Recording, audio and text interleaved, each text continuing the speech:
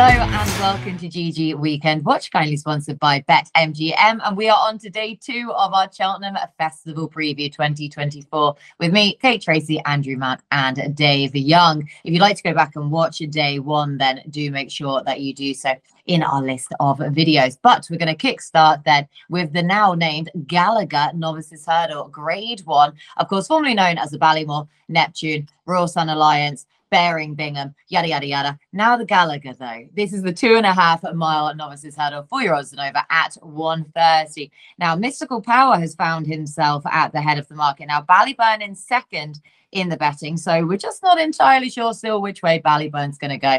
Andrew, you shaking your head. I mean, again, we're not entirely sure what horses are going where. I mean, first of all, fair play to Noel and Liam for putting their hands in their pockets and sponsoring this race. But yeah, I mean, the current exchange betting is about 11 to 10 Ballyburn. So it does look like he's swerving the Supreme and coming here. Mystical Power is about 14 to 1, lay 25, so he's probably going to go for the Supreme. But yeah, it's obviously you're sort of playing the Willie Mullins guessing game again, so you don't know until the final decks. But yeah, I would suggest Ballyburn goes here, and it's obviously going to be very hard to beat. I mean, the interesting, I thought reading Tommy Wrong had a squeak for the Mullins yard, and Gidleigh Park is a horse I've often banged on about on the Weekend Watch. Just I love his attitude, and he's been winning in some fast times, and he wasn't on the best part of the track when rallying to win at Cheltenham on trials day. Probably can't win because he's British. And he's up against the Mullins army, but handstands as well. The Ben Pauling's run, because Ben Pauling has won this race previously. I thought he had a squeak as well, but yeah, for gun to my head, it's Ballyburn, but I'll just go Gidleigh Park because I love him. Yes, and he is about 14 to 1 then, Gidleigh Park, who actually has just been clipped in there as well, 11. So yeah, Ballyburn again clipped in. The market is changing before our eyes all the time. Ballyburn now 4 to 5 at present. Whether or not that gets pushed out again remains to be seen. But Dave, again, we're just trying to keep up with what is going on the exchanges and in the betting then, sort of every 5 minutes at the moment. Yeah, and I think there'd be similar thoughts as like the Arkle, where the Supreme, sorry, where I've said, I mean, he could go in the Arkle, he might get supplement, no, he won't be. It would be similar to like the Supreme a bit, like he comes here, he's just the best novice hurdler this season, so he would win this, and then it is a bit of a blanket of the ones in behind, so I wouldn't have like a major preference for those ones in behind. I would probably just say again, we talked about the start this in the season. We talked about like races to look at, Firefox and Ballyburn. I said about the fact like the Fernie Hollow, Bob Ollinger, they could go Supreme, could go Ballymore. So it could be, I don't know, if he doesn't come in this race, maybe the Firefox Ballyburn double could sort of tempt me to get some money on. But if I imagine that Ballyburn is against the exchanges and goes where I think he should go, which is the Supreme, then there's quite a few Willie Mullins horses in behind it that have probably got chances. Predator's Gold is better than the bare result of what he did at the Dublin Race Festival, I think. He's got a lovely action. He seemed quite fluid over his hurdles. I just think he was given a bit of a bad ride. So I think like he's got a proper chance of running it definitely into the frame without doubt. But if Ballyburn comes here, I don't see how anything beats it. And I know people will look for each way alternatives because you think anything can get beat. But my personal view on it is he wins whichever race he runs in. So I know it's a little bit boring. I'd be waiting for the day if I was going to do anything different from betting Ballyburn. But I think Ballyburn wins it. But Predator's Gold is a seriously good horse. I think he'll win at one of the spring festivals anyway. Yeah, he's really likeable, isn't he? Another Willie Mullins horse, 10 to 1 with BetMGM as well as Predator's Gold. But yeah, Ballyburn, as I say, currently 4 to 5. But I think a lot of people are under that, with that general consensus that whatever race he goes for, Ballyburn's going to win it.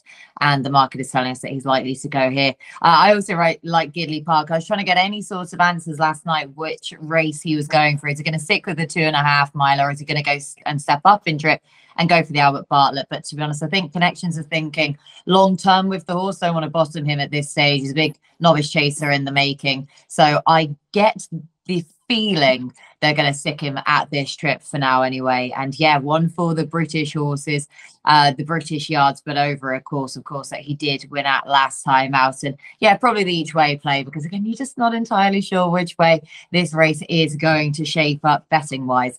Right, that was the Gallagher Novices at Hurdle. Now we're on to the Brown Advisory Novices Chase, Grade 1, 5-year-olds and over 3 miles at 2:10. And again, Funnily enough, we have another short price Willie Mullins horse towards the head of the market, or at the head of the market, 10 to 11, about Fact to File. The old Florida Pearl route for this horse, straight from bumpers, over fences, and Dave, he's barely put a foot wrong. Yeah, he hasn't really. The only thing I will say is, I know the time people will rave about what he did to Gaelic Warrior, but there isn't like, at this stage, there isn't like a load of substance to what he's done. A lot of the reason why he's as short as he is because Gaelic Warrior is the name of the horse that he beat, but that's Gaelic Warrior going the way around that we know he doesn't particularly like. And whether he ruined himself or got in front, he was a bit like practice in the prelims as well, wasn't he? He did get beat first time up by American Mike.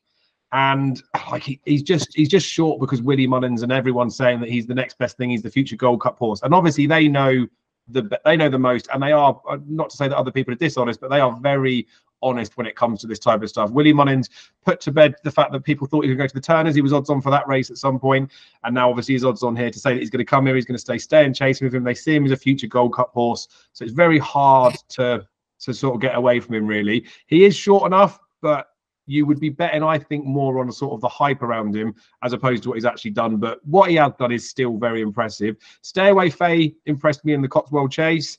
Whether that's good enough form to be beating a future Gold Cup winner in Fact to File, I guess we'll have to find out on the Wednesday. But I think he's arguably got the best actual form in the book. I think that Cotswold Chase run was decent for a novice, to be fair. But again, you know, I touched on the National Hunt Chase type thing. I feel like he's a bit of a boat. I feel like him and Monty Star should be both in the National Hunt Chase. They're both really nice horses.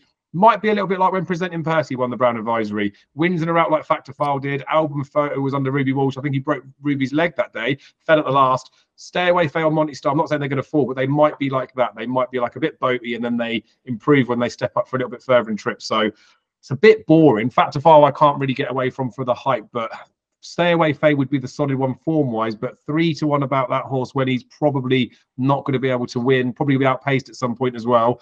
Just tempers enthusiasm as well. So it'll be another race that I'd enjoy, but I probably will have a couple of quid on Fact to File, probably in multiples. Yeah, in the multiples then. I like the term a bit boaty, though. That's going to be something I'm going to be carrying forwards through this festival. I'll Stay Away Faye and Monty Star. But yeah, Fact to File, he is a sure price. But when you look at the competition, though, Andrew, I mean, is there much that's really going to be able to take him on in this? Yeah, I mean, so Danny Mullins, when I did a preview with him, was very bullish about Fact or File, and even money shot he thought should be about 2 to 1 on. I mean, the interesting thing is none of the last 10 winners prepped in Grade 1 or Grade 2 company, but if you split that by British and Irish trained, it's actually the Irish trained who do worse. 3 wins from 31, whereas 6 from 32, and a profit of £12.25 for the Brits. So I mean, Stay Away Faye was third in the Cotswold Chase last time out, and he's coming back into novice company. I'll take him off the pair. I don't suspect that Grey Dawning will run here. I imagine he's going to go for the Turners instead, although I would back him if he came here, because you know I love him. And Broadway Boy is interesting, having been diverted from the National Hunt Chase. He's 4 runs at Cheltenham across the 2 courses, 3 wins in the second, but you do get the impression that the 6-year-old will probably just go from the front and make himself a target for the likes of Fact to File or Stay Away Faye. I think that pair will probably finish 1-2, and I'll just go for the bigger price one, Stay Away Faye. But perhaps a race more to watch than to bet into me. Another one of those. Yeah, like I say, 3 to 1, though, perhaps then Stay Away Faye, but more of a watching brief rather than anything to be financially getting involved with. Hopefully, though, that will be the case in our next race. This is for Coral Cup Handicap Hurdle, Premier Handicap, 4-year-olds and over 2 mile 5 at 250. Willie Mullins with Sam Majest at the head of the market, but Langadan, last year's winner, is in there. He comes good at this time of year, Andrew. So can Langadan win it again, or were you looking at something at a bigger price? Yeah, very possibly. I mean, there's 2 schools of thought. One is that he's just been, sort of laid out for it completely and not been showing his true colours, over the course of the winter, or that he needs a bit of sun in his back and he comes well good at this time of year. So he's kind of the horse you want in your place pot. One of the interesting angles with the Coral Cup is weight and how well those near the head of the weights do. Now you go back to the last 15 renewals, just back in the top 6 in the weights, would have found 9 of the 15 winners from 103 bets and made you a profit of £109. That would have hit on Commander of Fleet at 50 to 1 a couple of years ago. So you look at that. I mean, you look at the prices of the top 6 at the moment: 50s, 16s, 20s, 40s, and 33s. So Ballyadam was one that was interesting, I thought, to a big price, because he's run in the last 2 county hurdles. I think he's finished 5th on each occasion, or 4th and 5th. Staying on strongly at the business end, and having finished 3rd in a Grade 1 over 2 miles 7.5 on heavy ground at Leopardstown last time.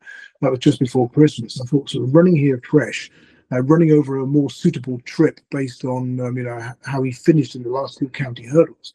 Number 4 in the weights or thereabouts. I thought Ballyadam's got a great each way chance here for Henry de Bromhead at 16 or 20 to 1.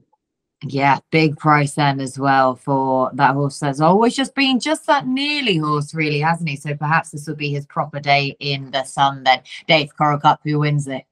Just copy and paste Andrew Mount selection. Ballyadam, he's one of my stronger fancies in all the handicaps across the week. As Andrew touched on, 5th twice in county hurdles. One of those was behind State Man when he was 50 to 1. He's on a reasonable mark, considering what he's done. I can't believe it. He ran at Punchestown Festival after finishing 5th in that county, and Mikey O'Sullivan took the ride.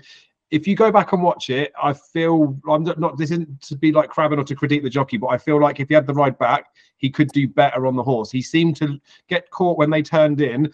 The winner said and made a move, but a few horses made a move, and it took him a few strides before Mikey reacted. Now, it may be that the horse took a little bit of time to react, but if you watch it, the jockey didn't ask him. He could have got closer. He could have won that day, and that was when he stepped up to 2 mile free. Andrew touched on that 2 mile 7.5 run at Christmas. He was with Irish Point until the second last. He's only half a length behind Asterion Forlonge, and for all that people will say it's Asterion Forlonge, he jumped well that day, and he's still probably a 150s horse. So there's the mark of Ballyadam's fine. He's unexposed at this trip. Even before the county, when he ran last year, he ran at Leopardstown, where Gaelic Warrior was the good thing in a handicap, and he was only a few lengths behind that horse. And we know how good Gaelic Warrior is. So we're talking about Irish Point that's being fancied and moved into a champion hurdle now. Talk about Gaelic Warrior that's clearly a very good horse. I think Ballyadam's just got all the form in the book to suggest that 20 to 1 is the most offensively priced horse this week. He should be half that price. He could be vulnerable for win purposes, but there's no way you couldn't say he couldn't win the race. I think he's a proper bet. So I'm glad Andrew said him too. Oh, both of you like him. Go on the fame and glory. Here we go. It's been a running theme throughout our entire jump season so far. What a way for it to come to a head then with the 9-year-old Ballyadam, if he goes and wins this at about 20 to 1. And both of you agreeing about this horse as well. So we always like to see that. Make sure you make a mental note of that as well. Right, 3:30. The Queen Mother Champion Chase, Grade 1, 5 rows and over 2 miles. Round 3 between El Fabiolo and John Bond. But after John Bond plotted his copybook to a certain extent last time out, it has meant that El Fabiolo is now a 4 to 9 shot with BetMGM, 130 about John Bond. So, Dave, who wins round 3 between these two? I mean, probably El Fabiolo. Like the market has got it spot on. I still do think El Fabiolo's got a howler in him. We saw that John Bond got that howler out the way the last day. It's interested as well with that. And again, this isn't in any way to say to criticise the jockey. If Nico had been on John Bond, we wouldn't have seen him get back up in front and then only go down a neck, because I'm confident he would have pulled him up. Just my opinion. But the fact that we did get to see him rally back after that, he jumped. It was 4 out that he made that big mistake. The next 3 fences, his jumps weren't that bad. I think John Bond genuinely has got a chance of beating El Fabiolo. It probably is, like I say, relative to what the odds are. But I wouldn't say there's value. I wouldn't say that El Fabiolo's too big a price. I wouldn't say that John Bond's too big a price. Say it's about right. So I wouldn't want to be putting my money where my mouth is the long and the short of it on John Bond. I'd love to sit back and watch and just enjoy the spectacle. Because if El Fabiolo goes and beats him, I applaud you, El Fabiolo, because you are the far superior horse. But if John Bond does go and get his head in front, it wouldn't surprise me, and I'd be more than happy for him to get his day in the sun. He's a very good horse, and I was very crabby of him as a novice hurdler. He might just be a nearly Grade 1 type horse, but it's sad when you watch Mins and stuff, innit? Keep coming second year after year. So I'm gonna side with the underdog, who's the second favourite in the Champion Chase. The underdog. Yeah, we like that though. But 100 to 30 then about John Bonham here rather than the 4 to 9 about El Fabiolo. It's just the dangling carrot just enough to lure you in though, isn't it? To try and bridge that gap between the pair of these two. But Andrew, were you siding between the top 2 in the head towards the head of the market then, or something else at a bigger price? No, I'm in agreement with Dave in that El Fabiolo leaves the impression that he's got a complete Horlicks in him somewhere, and that, you know, he could whack one. And you look at the prices, you think, I'll put him in my place part, he'll probably win. But at the same time, I might just fire a couple of arrows at other things and thinking other scenarios might emerge. One of those is Edwardstone doing what he did at Newbury and making all, perhaps. You know, so I might just have a small win bet on him. You know, maybe oppose him in the place market because he's the kind that might just sort of win or bomb out. But I think the main interest in the race for me will be an each way bet on Captain Guinness. Henry de Bromhead's got a good record in this race. He's won it 3 times from, I think, 14 or 17 runners. He's had plenty in the frame as well. And of course, you look at Captain Guinness's 3 previous runs at Cheltenham. He was running well in Shishkin Supreme at 14-1 when brought down. He then ran 3rd behind Shishkin in an Arkle at 10-1, just missing out on 2nd place. And then he finished 2nd to a Nuggeman in this race last year. So 16-1. You can imagine Captain Guinness just sort of plugging on into the sort of 2nd or 3rd place again. So each way will place only Captain Guinness.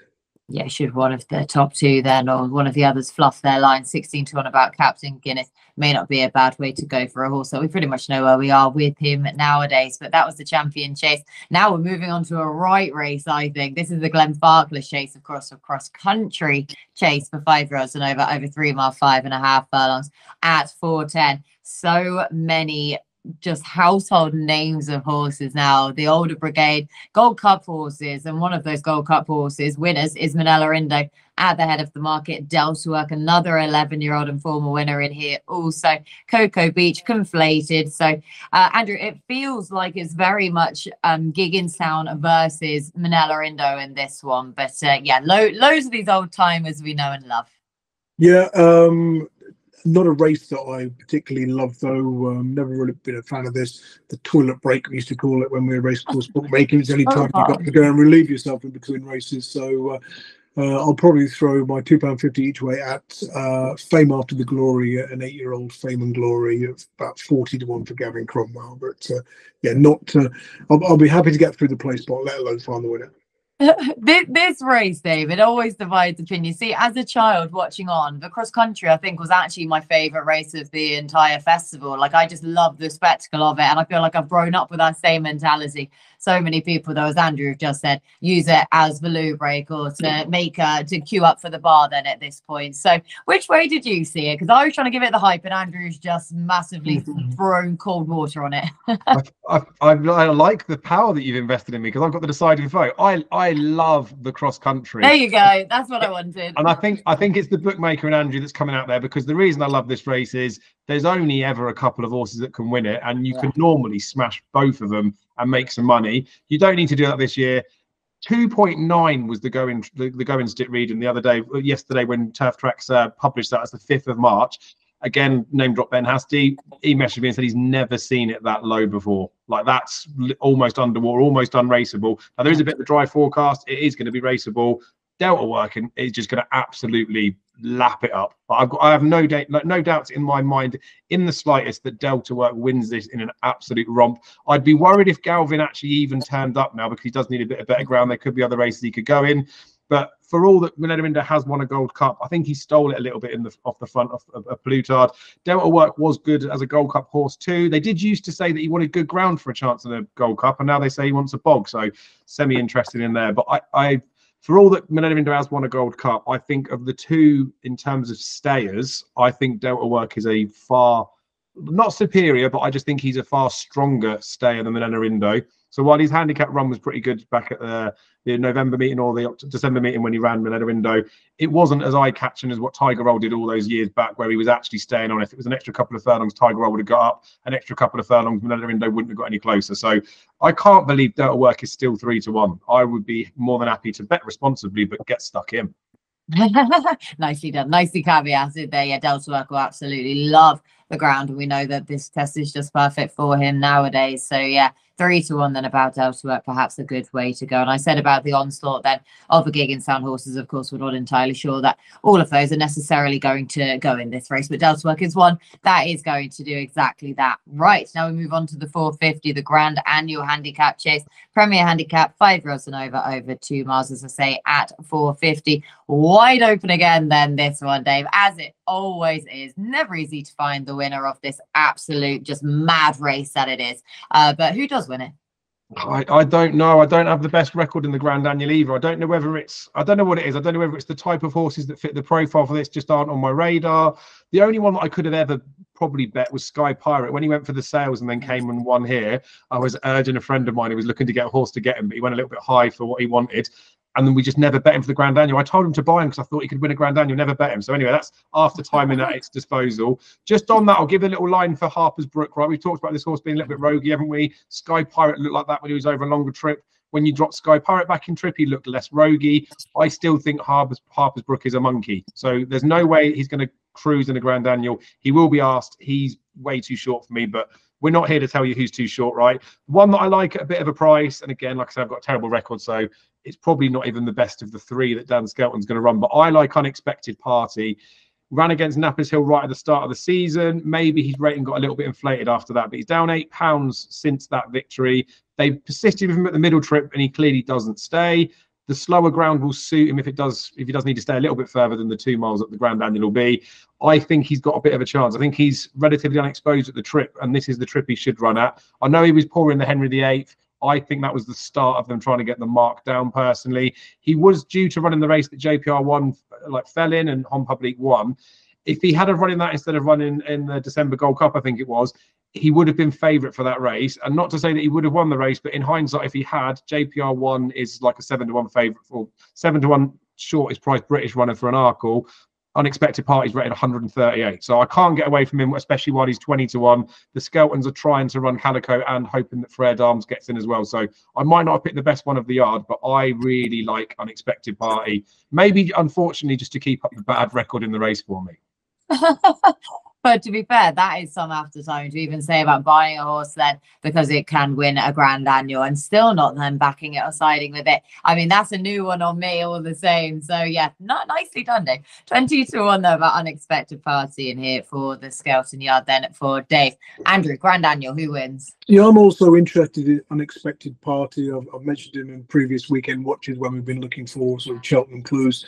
And I mean, he ran a huge race behind Stage Star in the Turners last year. He was 100-1. He's finished 5th. He's got beaten about 7 or 8 lengths. He's done 3rd best of those to come from off the pace behind Mighty Potter and Appreciated, who were 3rd and 4th. But I can't tell whether been playing silly buggers with this one or whether he's just, got something going on between the ears. Harper's Brook, he's the kind of horse that can make a fool of yourself in this race. You look at his chase form, you think, oh, he's only ever won in fields of 5 or fewer runners, but then he'll come and do a global citizen and win this. I mean, the Mexicans as owners have got an incredible record. I think they've had something like 360, 370 runners in these colours, and you'd make a profit by backing them all. So, whoever's sort of advising them as to which horses to buy and where to place them is doing a really good job. The other one, perhaps a little bit high in the weights, but I thought could place is Son Ra, St. Roy, number 3 in the weights at the moment for Willie Mullins, a horse who, given that county hurdle, win, has always seemed happiest off the pace in a big field with a strong gallop. And then, of course, didn't get that in small field conditions races, over fences in Ireland. But I think going into sort of big field handicap again, he could run well and get in the first 4. But yeah, I've not had a bet, and I probably won't accept a couple of quid on the Unexpected Party just in case. God, you two again there, 20-1 shot that you're agreeing with for a first selection in a really, really competitive race. Yes, again, then in the Grand Annual. So Unexpected Party, right, again, add him to the notebook for sure. Right, we sign off day 2 then with the 5:30. This is the grade 1 champion bumper for 4 to 6-year-olds over 2 miles. Now, we've had a lot of mix-up in the market with this because, of course, a few weeks ago, our Antipost favourite came out, and then we had another one of our horses towards the head of the market, also now ruled out of the festival in Maureen. So we've got a very open look to it. 11-2 now, Jasmine DeVoe. 6-1, Jalon Dairies. 7-1 Bar about the remainder. So Andrew, the champion bumper, it's never easy to get a handle on it, but I feel like especially this year it hasn't been easy. Yeah, they're very tricky. I mean, it's a race to sort of look with the view to next season, isn't it? Particularly with the handful of British trained runners who go in it. I mean, last year Captain Teague was third for Nichols at 40-1. I think he was the only one in the first sort of 11 who was trained in Britain, because he turned out to be a Grade 1 winner over hurdles the following season. So it's got to be of interest that Nichols has got another one that in the same colours, the T-Shan, at sort of relatively short odds, certainly in relation to the Irish runners.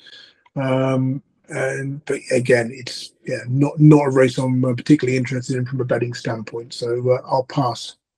You're allowed to pass on the champion bumper, but I really like T-Shan. Like, so you can only get so financially involved in this race, really. Everyone should, I think, have their limits with this race, but this T-Shan, I know, as you say, the British horses have got a poor record in recent years in it, but notable with the Mrs. Johnny Delahaye colours again going for this race here, and all the hype was there previously. I'm actually doing a preview night with Tom Malone on Sunday, so I'll get more insight from him. No doubt it will all be hype, because I believe he actually bought this horse, because it was all the talk though of the Irish point-to-point scene where he won at Lockhamore, and he bolted up by 41 lengths. Apparently it was about 18 seconds quicker than anything else on the card that day, which is mind-blowing.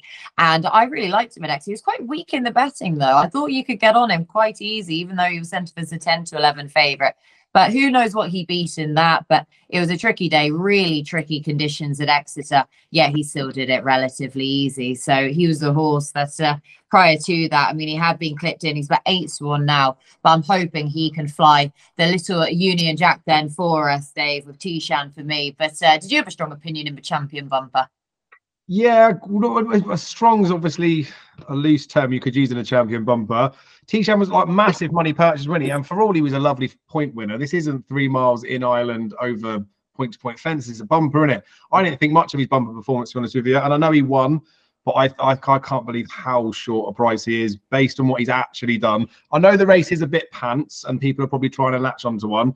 And I can see he's clearly a very good horse. But let's just think about short term, right? There are lots of champion bumper winners that necessarily don't go on and do good things. Like Andrew says, there's lots that are in behind that will end up being grade winning hurdlers, or even like ones over fences. Might even find some Gold Cup horses in here.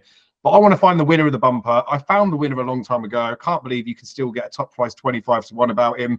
In a year that's not vintage, you probably want to be looking for every little bit of help you can get. Imagine if I gave you a course bumper winner in Brecon Castle. He's a little bit of a rogue as well. That's probably going to be my theme of the week. I think he could have pulled out so much more in that bumper. If you watch his point back as well, he did the same. Sort of idled a little bit, but was toying with the runner in second. Now, he did get beat at Ascot in the listed bumper, but he had to give tons of weight to Let It Rain for Dan Skelton. That's been a well-touted horse. She won't come to the festival.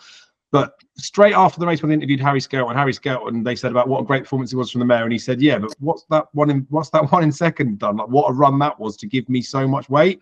So yes, he's been beaten. If he hadn't have been beaten, he'd be like a 10 or 12-1 poke. I think what he actually did was just as good as potentially winning the race. I think he's got a proper chance. I think he's a real good horse. They talked about the Dublin Racing Festival for him. They didn't do that. I don't think he'd have been able to run at Cheltenham if they did that. So I can't believe he's a 25-1 poke. There are 3 places up for grabs at the moment. This will always be a big field, and I'm sure there'll be 5 places up for grabs. No one else seems to like him, so it'll probably be a big price in the day. But Brecon Castle for me will be the first British trained runner in the finish, and I think he'll be the first British trained winner of the bumper for a long while. I think Brecon Castle dots up in this. 25-1 about him as well, and he has got that added bit of experience to his name also, and the course and distance experience in that experience also. So Brecon Castle then for Dave to be the first home of the British runners. Whether or not that means he finishes 8th or not, we're not entirely sure, but no, yeah, definitely watch out for the each way places on offer and what will no doubt be a pretty full field. Right, that's the end of day 2. So Dave, go back to you please for your nap of day 2. Down to work. It's just so 3-1's an absolute gift. That's why bookmakers and ex-bookmakers like Andrew go to the toilet, because they don't want to see us raiding their factors. Yeah, I'm still ruling from Spot the Difference winning all those races back in the day. Spot the Difference. Oh my God, what a throwback and what a legend he was. Yes, okay, that's fair enough. Then you're still haunted by him. But you're not going to be haunted by your nap, though, Andrew. What's your nap? I'll go Stay Away Faye in the Brown Advisory to upset Backdoor File. Oh, I'll take you on then. I'll go Fact to File. I think he's a good thing. And if I can get even money about him, then I'm hoping that that's a decent enough price. I know that it's factored in with all the hype around him, but I think that hype is justified. Right, Andrew, Lively Outsider, 10-1 plus nap. Ballyadam in the Coral Cup. Oh, got there before Dave. Sorry, Dave. Oh, no, he's done me a favour because I want to put up Brecon Castle in the bumper, but that's on the proviso that Andrew did Ballyadam. That's a cracking each way bet for me on the day. I think the two of them, an each way double. But yeah, Brecon Castle, my Lively Outsider. I think he's got a right chance. Yeah, you do. And I thought that you were going to go Unexpected Party then, so I am surprised. You two had a number of horses to go out then. And my Lively Outsider, 14-1 about Gidleigh Park. Hopefully he does go for the Gallagher Novices Hurdle and doesn't step up in trip to the Albert Bartlett then. So that is everything from us on day 2. Again, big thank you to Dave and to Andrew for all of their hard work. Big thank you to our sponsors, BetMGM. Thank you to you for watching. But again, stay exactly where you are. Stay put. Day 3 coming at you very shortly.